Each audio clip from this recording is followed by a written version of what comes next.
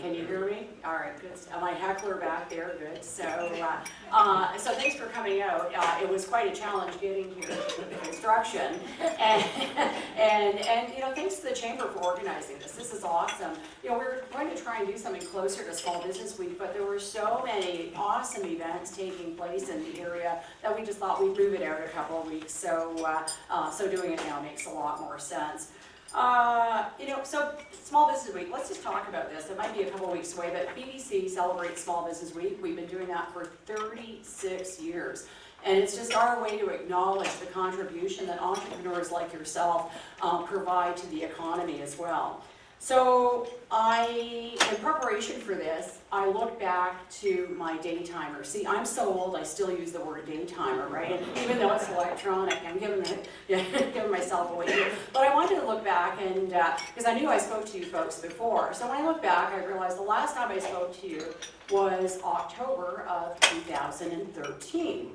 And so I'm delighted to be back. And but I also, when you look at your daytimer, you realize, wow, time flies and it's been busy. So I realized I celebrated a milestone in October. And for my staff, no, I didn't turn 60 or anything like that. My milestone is that I've lived and worked in the Kitchener-Waterloo area now for 3 years, which is completely awesome. I love the community. The people are great, and the entrepreneurs are just amazing. And I'm seeing these gals over here, you know, the drum fit. Can I embarrass you a little bit? Yeah, I'm just gonna wave and all. You know, and this is the type of community we were both sitting in the waiting room at Rogers TV. It was last year, you know, to talk about Small Business Week, and before you know it, we connect, and they've got a great story as a small business as well, and we're happy to be part of that. But the great thing is there's so much potential here yet too. So going back, the purpose of me going through my daytimer, I wanted to see what some of the themes were in the last couple of years. So when I spoke to you, the theme of Small Business Week was success ahead, map your future growth. So, and then during that talk, I challenged all the entrepreneurs in the room to think about what your business is going to look like in the next 2 years, 5 years, and 10 years. We talked about the mobile revolution, we talked about entering foreign markets, and then we talked about a series of fundamental questions that you had to ask yourself and really, you know, contemplate for your business to see, are you positioned to successfully grow? All right, so here we are, 2 years later. What's the theme for this year's Small Business Week? It was knock down barriers, dare to grow. So 2 years later, we're still talking about growth. So what gives, guys? Are we not growing? You know, like that. Are we not growing fast enough? Do we not know how to grow? But you know, it's, you know what, I left my clicker here, sorry. Thank you.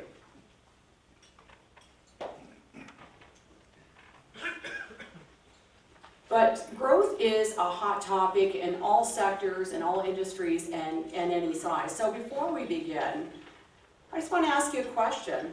Is growth possible for Canadian businesses? What do you think? Nod your head. Yes. You say yes. What about this side? Yes, no, tough, impossible? All right, it's doable. What about over here? Yes, no, sure. Okay, we're thumbs up. Awesome, that's right. So sure it is, of course, but I will add it's not as easy. And I don't want us to talk about the good old days, you know, that, but it isn't easy. And I would say that those low-lying fruit opportunities maybe aren't as frequent as we've seen in the past, but growth is still very possible. So let's break it down a little further. Growth is an inevitable part of any business. You know, it's a phase. You know, we start with phase 1, startup. And we've got a lot of startups in this area, right? I mean, the KW with the tech and the universities and things like that. And then a company moves on to develop and grow. And then after that is the maturity stage. Now at this stage, we see a lot of businesses, they stagnate, sometimes they decline, or they go back for a bit of a renewal. You know, almost they step back and you know, maybe they're developing and growing again. So I may be oversimplifying this, you know, and some businesses, they make it out of their startup phase very quickly. We also see, regrettably, some businesses don't make it out of startup phase at all. They're not successful. And some businesses never make it to maturity. And not always for bad reasons either. You know, they grow and then they're sold, and we deal with a lot of serial entrepreneurs that do that. They sell and they come back and they've got another great idea as well. But make no mistakes, okay? Make no mistake here, all business, regardless of their size, their industry, or their location, at one point have to take steps to manage their growth. So for the purpose of today's discussion, the companies that I'm specifically talking about are in the SME category, so small and medium. So small is defined as having 99 employees or less. And medium would be 100 employees to 499. And it's important you know that. Me and I were talking about size, of business at lunch. And so really, 98.2% of businesses in Canada have less than 99 employees. Isn't that astounding? Yeah, that's it. And then if we add in the mid-sized businesses, that brings us to 99.8%. So, this is crazy. Like a small business is big business. We always joke around about that. But the other important part, this segment also accounts for 71% of private sector jobs. So whether we're an entrepreneur or a service provider, it's in our best interest to see this market segment be successful, thrive, and actually grow. So as an entrepreneur, why else should you concern yourself with growth? What are some of the benefits of growth? So there's about 7 here, and this is from us talking to our entrepreneurs, and I'm going to talk about a study a little bit later. I'm not going to cover all 7. I'm going to pick 2 or 3 that are important. But the first one, okay, so what does it say here? Improve the financial. All right, improve the financial situation of the leaders and their families. So of course, it's about the money. If you go into business, you want to be successful, you want to make money, you want financial independence. Nothing wrong with that. Now I want to point out though, that the larger the business gets, especially in the mid-size range, the less important that factor is. Okay, so and a lot of it's because probably these folks by that point have achieved a certain level of financial independence, and they're not as concerned about it. The second one was interesting, and that is make work more interesting and provide opportunities for advancement. Now, this is specifically around employees though, all right, not for themselves, but for their employees. So the ability to provide more stimulating work to employees is significant. And why? Again, it gives personnel more opportunities for promotion and career advancement. And successful leaders of companies that are growing do concern themselves about that. So a growing business, can take on more complex projects, larger projects, that sort of thing.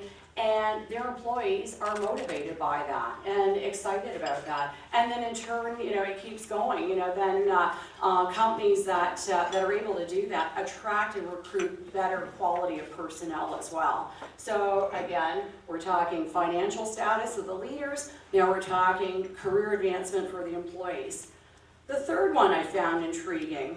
Okay, and the third one, I'm going to skip down to point number 77, or 77% here. Provide a bigger impact on the community. Okay, so growing businesses help, growing your business helps your company, helps your leaders, helps your employees, now it helps the community. And this was mentioned very frequently by younger SMEs. And when I say younger, these were the companies that have been established less than 10 years ago. And this discussion is around the positive impact that they can have on social causes, environmental causes, and job creation. When we have these discussions with this profile of company as well, B Corp status becomes very, very important as well. And at this point, I'd like to proudly say BDC is the only Canadian bank that has B Corp status, achieved that status as well. So we do a lot of work with social purpose entrepreneurs as well. So bottom line, when you talk about growth, it forces you to take a different view of how you're managing your operations. So that begs the question, is there a formula for growth? And if there is, what is it? We wanted to find that out. So we did initially, we went to our database of over 30,000 clients and focused on companies that were experiencing a lot of growth and really wanted to determine what motivated them, what were their challenges, and what were their strategies to overcome that, and were there any common elements, in what was successful. And then after that, we ended up, there was a lot of good information. We decided to commission a study. An external firm looked after that as well. But over 1,000 SMEs were interviewed. They were interviewed across Canada, over 14 different industries. And we wanted to have a really good representation of the Canada SME population as a whole. The conclusion was surprising. Want to hear it? Yeah. So, we're just going to hear. 40% of SME companies, so 40% of SMEs, are growing at either what was referred to as a sustained or strong pace. So a sustained pace was defined as average sales, profit, and employment growth of 5 to 20% for each year of the last 3 years. That's astounding. And strong growth was defined as over 20% for each of those years as well. So that's amazing. We've got that critical mass of companies doing that well. Now the flip side is, it also means we have 60% of SMEs that are stagnant or experiencing zero or negative growth over the last 3 years, and that's problematic. And so naturally, there's many factors that can impact or influence a company's ability to grow or not. But interestingly, in the study, it found that a strong majority of the entrepreneurs had a desire to grow their company, regardless of whether they were growing or not. So companies know, even if they're struggling, maybe they're not doing well, they know that growth is critical, growth is important, and they want to figure out a way how to successfully implement that. So then we asked successful leaders, what were their winning strategies for growth? And what we ended up doing, there were some common elements, and we broke down probably about the top 12, and then we said, just rate them, and let's see what common areas are and what were the top 4. So here they are. All right, we're going to take them one by one, but we should be encouraged by this because all of these are very attainable and achievable, regardless of size, regardless of industry as well. Any company can take these on. So let's start with the first one. Be a client-centric business. So, and again, it's one of these I kind of wonder, really, don't we know that? We should know that, right? Clients drive our business, but the reality is the successful companies emphatically said, 99% said that having a good grasp of your clients' needs and delivering and satisfying them was a decisive factor in ensuring their continued growth. So, what do you need to do? So, they said serve your clients well. If required, revamp your product and service offerings according to your clients' needs and expectations. All right, so again, even anticipate a little bit more, but those sorts of things allow them to increase sales to their existing clients and attract new clients as well. So how do they do that? And again, this isn't brain surgery here. But get to know your clients, and further, above these points as well. What are their attitudes? What's their lifestyle?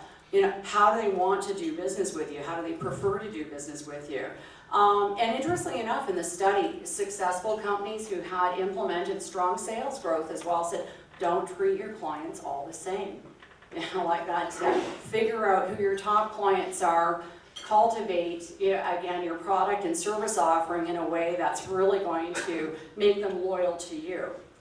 One of the other things was ensure, and this is more about corporate culture, ensure you have a solid continuous improvement plan in place to create value for your clients. And this is going to come up a few times in the presentation today, and this was in the study. So again, have a solid continuous improvement program in place that creates value for your clients. And that comes down to corporate culture. So interestingly enough, the companies that did this as well also said, we didn't focus on short-term gains. If you do that, focus on short-term results, it's doomed to fail. Focus on long-term incremental gains in this area. So we need to know who our clients are. in that. The next point under being client-centric is recognize what's happening in your marketplace as well. So here we're coming back to what we even talked to a couple years ago. What's your market going to look like in 2 years or in 5 years?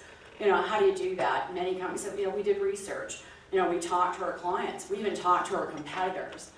Join industry associations, and even organizations like this are very helpful for networking as well. But things that you need to think about as well is, can you remain successful if you remain domestic? And you folks, again, you said, we entered the U.S. market and you had 15 times the sales growth or something crazy like that, and you're able to measure, like that your advertising dollars, like that's amazing. So do you have to go global, enter a foreign market? The other big thing too is, do you have the equipment and the technology to support your clients in the next few years? Like that, do you know what equipment and things like that you need? So we recently hosted a globalization event in Windsor, and we were very targeted about who we invited to this. And it was companies that either needed to enter a foreign market or maybe were in a foreign market and had to expand. And they really needed some help as well. So the fellow sitting beside me, the entrepreneur, I said, so tell me what brings you here. He said, we've got to open a facility in Mexico. We're keeping our facility obviously here, but in response, so tell me why. And our biggest customer has asked us to do this. And I said, well, what are your options? He said, well, there's no options, like that. They represent 60% of our sales. If we don't, that's, we're doomed, in this case. I said, is there an upside to this? And he said, well, yeah, when we open our facility there, we'll take on more customers. That'll create the ability to take on more business. They had their work cut out for them. They knew what their market was going to look like in the next couple of years. They, but they were, right now, they're sending skilled tradespeople over for 2 week stints at a time, from their local operation. That's not sustainable, but they're able to address what their market's going to look like in the next couple of years. The second strategy, there we go, build your talent pool. So leaders of growing SMEs pay special attention to HR, and 85% are providing better training while, get this, 72% want to hire more qualified people. So this is the first time we're seeing these sorts of stats. We hear this all the time. It's impossible or difficult to hire, whether it's engineering talent, whether it's, again, skilled trades, that sort of thing. But, so if you're on the 85% training your people, investing in that, know that there's a whole other group that want to poach your employees once they're trained. So here we go. 55% of growing businesses have difficulties hiring and retaining qualified people. A few years ago, Industry Canada came down. It was more so automotive focused, and they had a new director general, and she said, I want to get to know the automotive sector in southwestern Ontario better. And I said, well, you know what, you come with me, and we're going to do what we call the good, bad, and ugly tour. And it's funny, now they've done that as well. They every year they want to go on a good, bad, and ugly tour. But was it money people needed? Yeah, people want good loan money and things like that.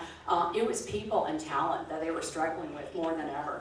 So what was the resounding strategy around building your talent pool? And it was developing a comprehensive HR strategy.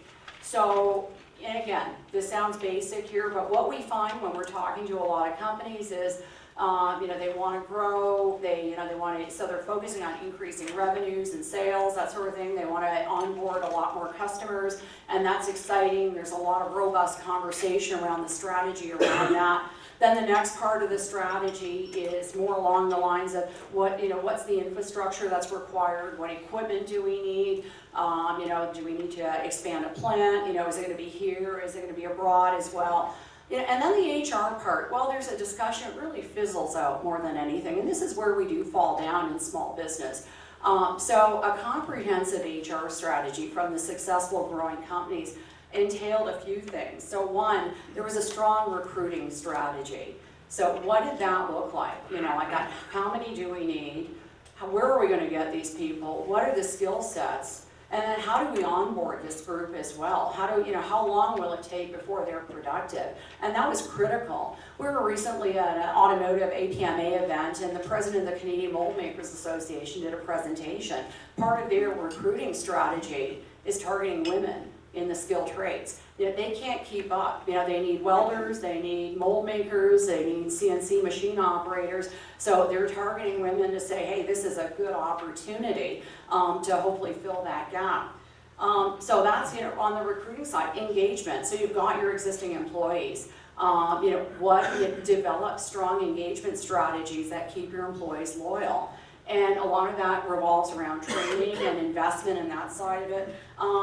But the other thing where, you know, again, small business seems to fall short in the feedback is performance planning and feedback. Employees want to know how they're doing. They want to know what the metrics of success are. They want to know that there's a career path. And something as simple as implementing, you know, a regular performance planning or performance review process meant a lot for these employees as well.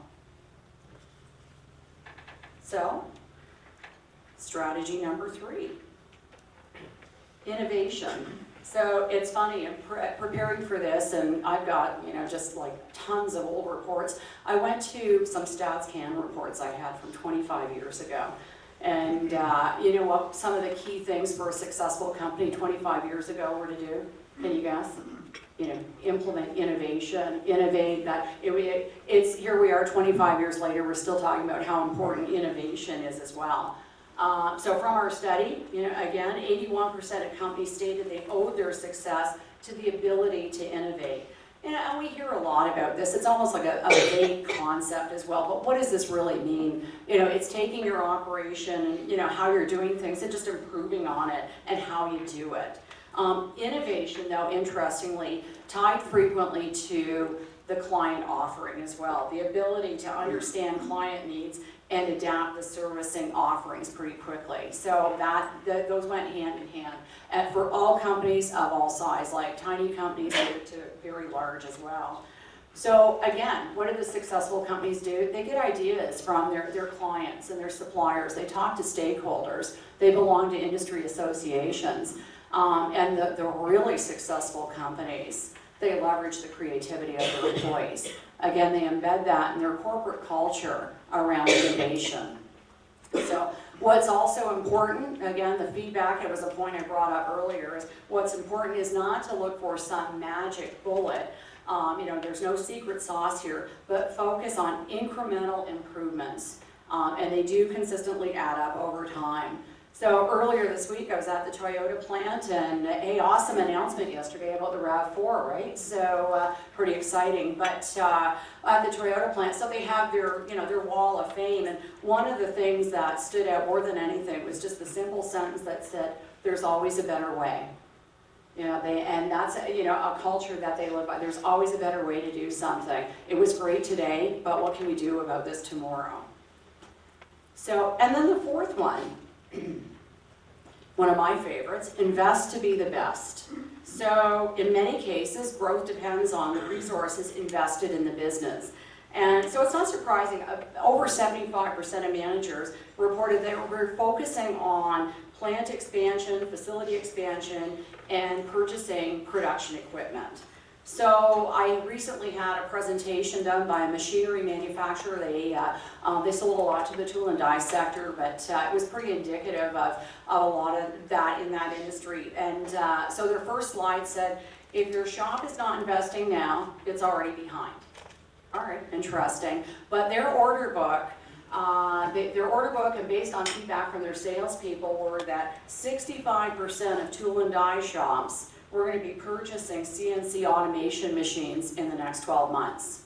That's amazing. You know, and then furthermore, another 59% were buying 5-axis machines in the next 12 months. There's a lot of equipment that's going to be brought into the region here on the manufacturing side. Like, that's significant. So why are these companies doing this? Do they need the extra debt load? You know, heck no, you know, like that. So again, their clients are requiring more complex work, more complex tooling. You know, a good example, remember the good old days, your washing machine. Remember when it used to be in the basement behind closed doors? You know what it looked like? It was a white square box. There was nothing fancy about it, right? You know, now of course, washing machines, you know, like mine's on display. It's bright candy apple red. It's got curves and all that sort of stuff. You know, that requires a lot more complex tooling than the white box from 20 years ago.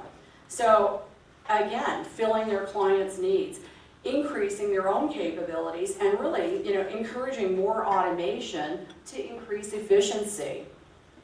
So now, what is the shocking result here of all this investment? People have been pouring money into equipment and things like that, in the last couple of years, and I mean, it will go on. But the most shocking result is this. So 30% of these SMEs that experience strong growth and made these investments kept the number of employees at the same level. So let me repeat that. They didn't have to hire more people. What does that tell you? They became more productive, right? So that's amazing. So if investment is crucial, all right, to growing your business, what do the most successful companies invest their money in? All right, so we talked about this machine manufacturer. Well, there was 4 areas here. Or 3 areas, sorry. And we touched on a little bit about this, but ERP systems. All right, and again, Carl, our consulting manager here, again, you're doing, from an advisory service point of view, there's a lot of interest in ERP systems. The second one, too, automating production, operational efficiency. That's another popular one now, and it's gaining more popularity. People want to look at data, they want to benchmark their companies based on what their competitors are doing, and they want to find efficiencies. And they want to find it fast as well. So, and the third one, online presence, which I thought was kind of interesting. We have a company, it's a big plastic shop, and it's huge.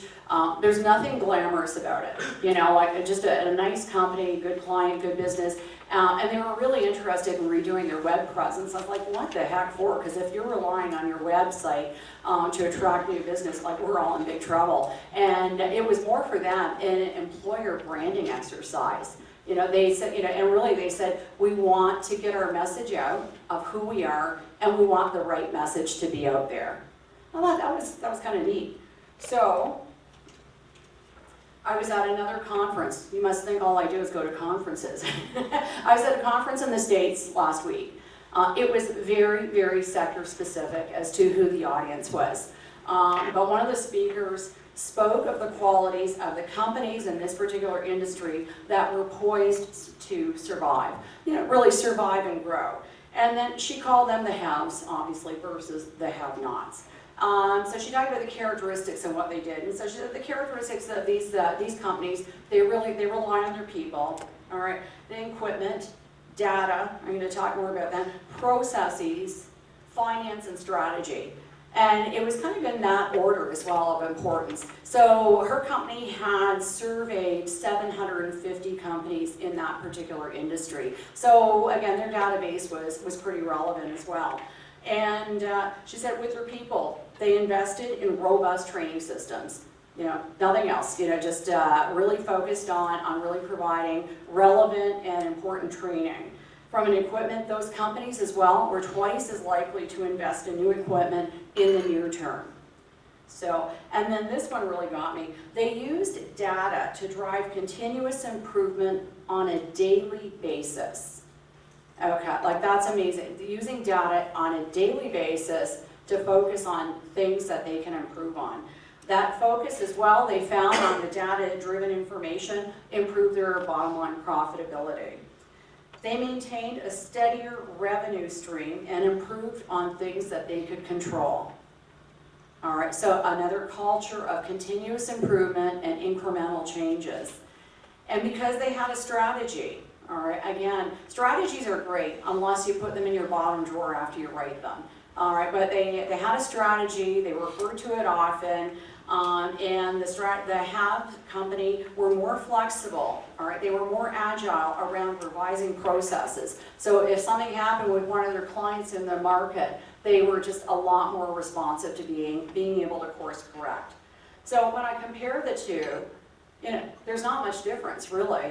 Focus on your people, focus on your customers, invest in technology and equipment wisely to bring you to the next step, right? Innovate, that's critically important. So at this point, I'm going to come back to the original question. Is growth as difficult as we think it is? Yes, no? I think it's very achievable. You know, and again, I think what the study's available, by the way, too. So we'll make that, if you go to bdc.ca, there's a study there as well. And again, if things like ERP systems and operational efficiency is of interest, there's some great free ebooks on our website as well. But you know, that's what I wanted to chat with you today, and it was great to be here, Ian and company. Thank you. So a couple things. I think, can I introduce our staff? All right, so BDC people, why don't you stand up so I can, so we'll start, all right, so Mark Woodward and Wes Hordyke, right, yeah, that, and then Lance McClellan. So Adam, sorry, I can't remember your last name. Okay, he's our Wilfrid Laurier guy, okay, by the way. Elizabeth Fan, and we have here Wes Haug, and Sam Kunerum, all right, and Lazar Radovkovich. Yep. All right, good, I got that right. So Jeff Hines and Andrew Verland. So that's our staff, so we're here to chat with you. Go ahead, have a seat. And as well, I think at one point we've got a bit of a draw taking place. But I'll hand the podium over to you. Thank you. Did I go too long? No. Before you sit down, I'd like to take an opportunity to see if there's any questions. But before I do that, I think on your table, I think this brochure is at everyone's table. It gives a good description of all the programs and services and offerings that BDC has. We were talking at lunch saying one of the issues around being a government organization is you can't do enough advertising in paid media for people to really know what BDC does. A couple of observations that, and then I can ask you a question and see if anyone else has one. When I read through the materials here, it says, I guess your tagline is BDC is the only bank dedicated exclusively to entrepreneurs. But that's entrepreneurs in any sector. It's not exclusive to any one sector. That's right. And in here, there's a couple of the topics: working capital, commercial real estate, capital investments, which we've talked about. I guess the one question for those, and it took me a while to understand what it was, but describe the relationship or the difference between a conventional bank and what BDC can do, because you do some things that banks would not do. Absolutely. So is anybody here from another bank? Put your hand up before we get in trouble. Okay. Okay, 1, 2, all right. So, and that's okay. I was one of you for a while too, and that's it. So our mandate's different. We're gap fillers. Okay, so and the complementary role as well. So people kind of say, oh, okay, you know, we're talking to a competitor bank. It's like, no, you're not talking to a competitor bank. You're talking to one of our partners as well. Most of our referrals, many of our referrals actually come from the charter bank world as well. But we are different in the sense that, so one, you know, from the services we offer, charter banks are really good at the operating line and the cash management services and things like that as well. And you know what, so we don't need to be in that marketplace. And typically, you know, again, we are, so first of all, we're a committed lender, all right? It's okay to say that, right? You know, that when I worked in the charter bank world, the lending relationship was a little bit different in that case. So when we do a deal, and that's why we make a good partner to the charter bank world as well, when we do a deal, especially if we're asked to come in on a transaction as well, it's a committed facility. So the deal we do today is the deal that we have to live with 10 years from now. So if the risk profile changes, we're a patient partner in that respect. Part of our mandate too is, you know, to take more risk. Right risk, not silly risk, all right? So right off the bat, you know, again, if somebody says, oh, you're that much more expensive than charter bank, yeah, of course we are. So what's prime rate today? 2.7. Okay, so our base lending rate is 2% right above that. Okay, so from a starting point, we're going to be 2 points higher, and then we price off of that. But the difference is, okay, the willingness that we're going to take, for example, on equipment, we might finance that over 10 or 12 years. All right, we might, you know, again, incorporate a payment holiday as well. So, you know, it was funny, we had a client recently, they were referred to us by their chartered bank and said, you know what, can you handle the real estate side of this? Because really we're going to you know, save our gunpowder for the operating line, and there was some expansion and things like that. So they coached the company because they knew we took a bit of a higher risk, but they did it in their own speak and said, okay, you know, we're going to send them in to ask for about 88 or 90% loan to value. But you know what, they coached the company to say, we want 15 years, we want all the things that maybe a shorter amortization, stuff like that. So in that particular deal, when we looked at it, and we looked at their cash flow projections and, you know, what their revenue stream was gonna look like, instead we came back and said, okay, you know, we can't get quite to that dollar, but here's what we're going to do. I think the ask was about 4.4 million or something, and we're gonna give you $4 million.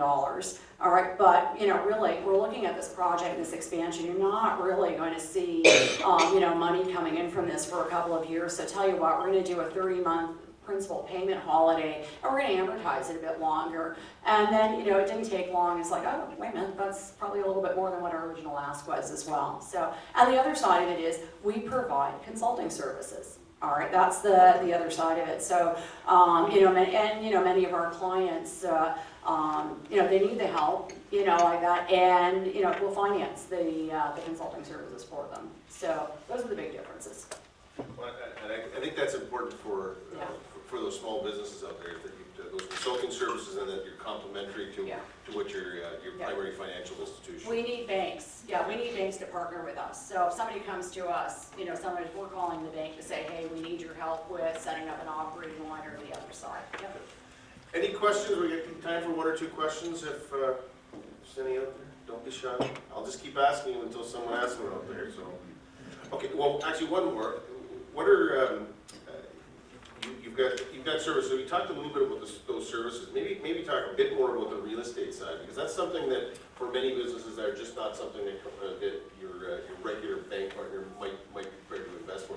Talk about why those are some of the things that you're prepared to invest in BDC. Okay, so, and I guess our appetite, and I'm going to really qualify this as well, our appetite is more on taking higher risk on owner-occupied real estate, okay? So the investors, that market's served quite well, you know, we'll look at that, and but really, the company that comes to us and says, I need, and you know what, if I can, I'll do it by way of illustration. So years ago, we had a client in another business center, and they went from first generation to second generation, and they had to purchase a bigger building. And at that point, you know, while it was a very well-run company, they only had 10% down. And they went to charter banks, and charter banks just don't have the appetite at that time to do 90% financing. So they came to the BDC, you know, and again, we were a little bit more expensive rate-wise and things like that.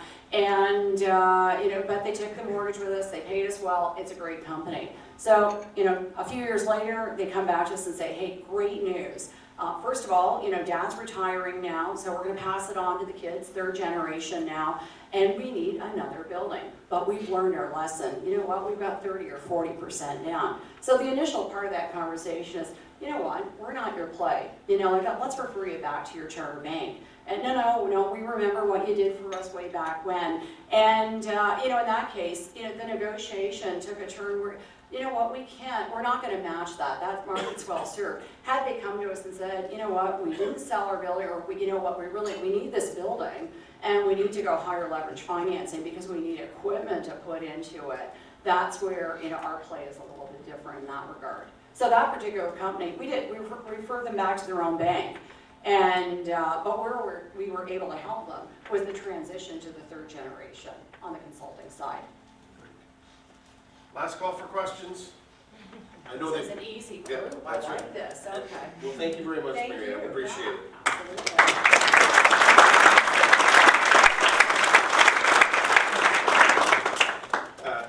Absolutely. You've seen some of the BDC staff. I'm sure they'll stick around if you will have individual questions once we conclude today. I do want to thank Mary Ann and the BDC group for taking time out of her schedule to speak with us, and for your staff for being here with us. The Greater Kitchener-Waterloo Chamber of Commerce does really appreciate all of our corporate sponsorship, and in particular today, thank you to BDC for sponsoring this event and bringing this important information to us.